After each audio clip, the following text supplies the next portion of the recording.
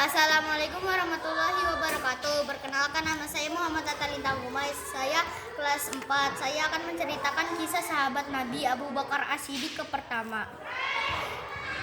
Abu Bakar As-Siddiq lahir pada tahun 572 Masehi.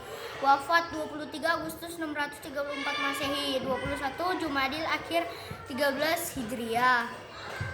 Abu Bakar termasuk di antara sahabat yang paling awal memeluk Islam, yang termasuk dalam golongan as-sabiqun al-awwalun.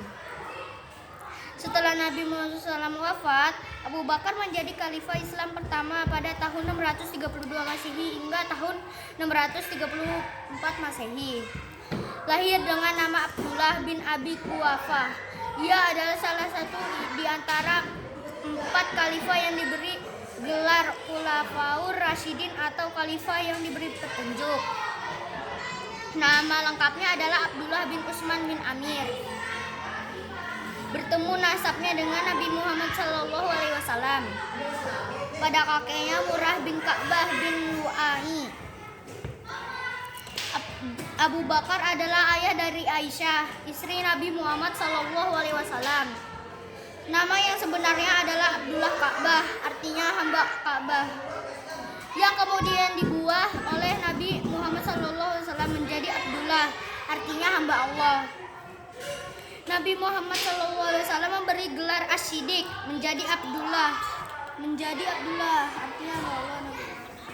Artinya yang berkata benar. Setelah Abu Bakar membenarkan peristiwa Isra Mi'raj yang diceritakan oleh Nabi Muhammad SAW. Selanjutnya ia lebih dikenal dengan Abu Bakar As-Siddiq. Ia adalah orang pedagang hakim dengan kedudukan tinggi, seorang yang terpelajar, serta ia adalah seorang pedagang hakim dan kedudukan tinggi, seorang yang terpelajar serta dipercaya sebagai orang yang bisa menafsirkan mimpi.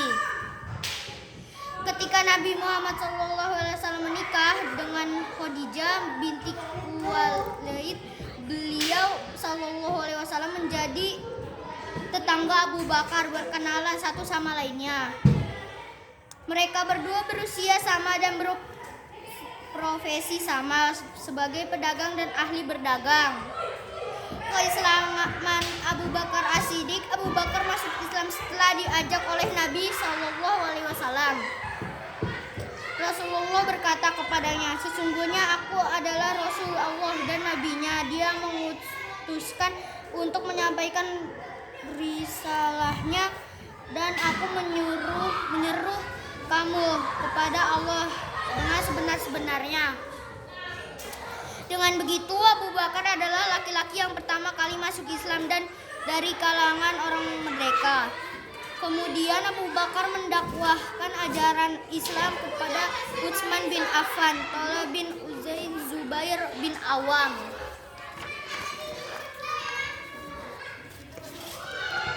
Sa'ad bin Abi Waqqas, Utsman bin Mahzu, Abu Ubaidah bin Jarrah, Abdurrahman bin Auf, Abu Salamah bin Abdul Asad, dan Al-Arqam bin Abul Arqam. Abu Bakar membawa mereka bin Abul Arqam. Abu Bakar membawa mereka satu persatu ke hadapan Rasulullah SAW.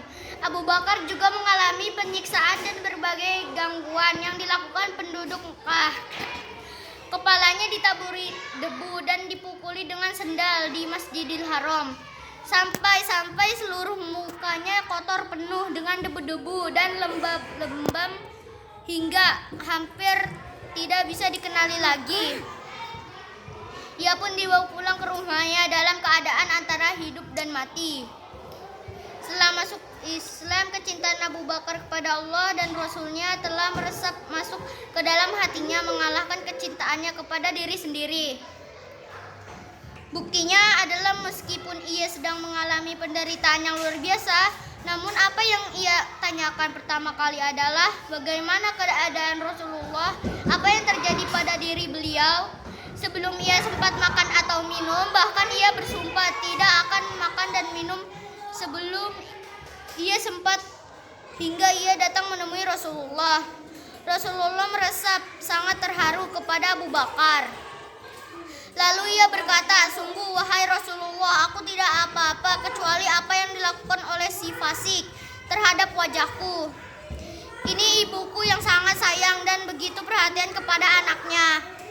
Dan Anda adalah sosok yang diberkahi, maka seluruh ibuku ini kepada Allah. Dan aku mohon dan Anda berkenan mendoakan ibuku. Semoga Allah berkenan menyelamatkan dari neraka. Lalu Rasulullah pun mendoakannya dan menyerunya kepada Allah. Lalu ibunya Abu Bakar masuk Islam.